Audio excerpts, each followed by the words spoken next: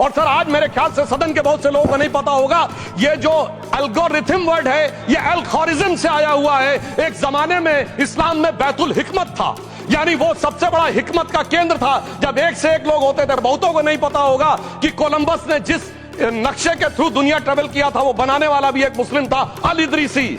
मगर sir algorithm आज ऐसा बदला कि एआई के एज में दलगत भावना से ऊपर उठकर औरंगजेब के साथ खड़े हो गए।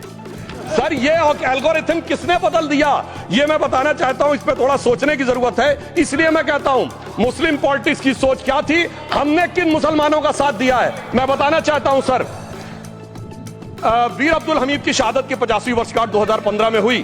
प्रधानमंत्री मोदी जी ने उनके पूरे परिवार को और उनकी पत्नी को बुला के सम्मानित किया, और इन लोगों ने उस यासीन मलिक को, जिसके ऊपर 3 एयरफोर्स के ऑफिसर्स को हत्या करने का आरोप था, वो प्रधानमंत्री आवास में। सर साफ दिखाई पड़ता है कौन किसके साथ खड़ा हुआ है, कौन किस तरह के मुसलमान के साथ खड़ा हुआ है। और सर मैं ये भी कहना चाहता हूं, सर ये सर अपने टन पे बोलिए, सर पिछले 30-35 सालों से हुआ खड़ा किया जा रहा है। 1990 में जब राम मंदिर आंदोलन हुआ, कहा गया बीजेपी आएगी उत्तर प्रदेश में खा जाएगी। सर बीजेपी आने के बाद उत्तर प्रदेश में जानते क्या हुआ?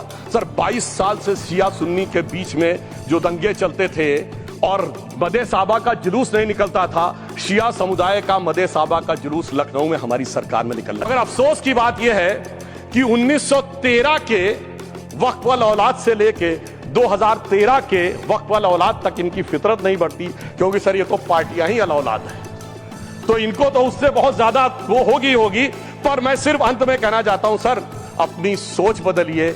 आप जिस कश्ती पे सवार होकर इस दरिया को पार करने की कोशिश कर रहे हैं, पिछले 75 साल में नहीं कर पा रहे हैं, 10-12 साल में बहुत हिचकोले खा रहे हैं, तो कश्ती और रास्ता बदलिए। तो इनके लिए अंत में एक पंक्ति कहते हुए बात समाप्त करना चाहूंगा कि इन्होंने कश्ती भी नहीं बदली, दरिया भी नहीं बदला, पर इन डूबने वालों का जज्बा भी नहीं बदला।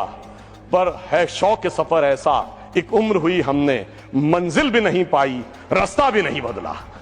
अब अगर नई मंजिल पानी है, नई मंजिल की नई सुबह देखनी है, तो मैं कहना चाहता हूं आइए सबको साथ लेकर चलिए। और एक ऐसा वक्त आया है जब जो हमारे किरण रिजिजू जी ने कहा था कि मैंने शम्मा जलाई हवाओं के खिलाफ, तो मैं प्रधानमंत्री मोदी जी की तरफ से कहता हूं कि हमें इल्जाम मत दीजिए, बहुत अफसोस होता है। हमें इल्जाम मत दीजिए, बहुत अफसोस होता है। बड़ी तरकीब से कश्ती यहां तक लेके आए हैं और बदल देते हैं हम दरिया की लहरें अपनी हिम्मत से। आंधियों में भी अक्सर चिराग हमने जलाए हैं। धन्यवाद। Pakistan. This is something that he didn't say. Now listen to what he has to say. And this shows you the mindset of these people. This explains why in his entire discussion yesterday of 1 hour, the defense minister did not say the word China. This explains it. And let me read the quote from the external affairs minister. Look, China are the bigger economy. What am I going to do? As a smaller economy, am I going to pick a fight with the bigger economy? It is not a question of being reactionary. It is a question of common sense. Meaning he is scared. And this is the point. The point is that we are now facing in front of us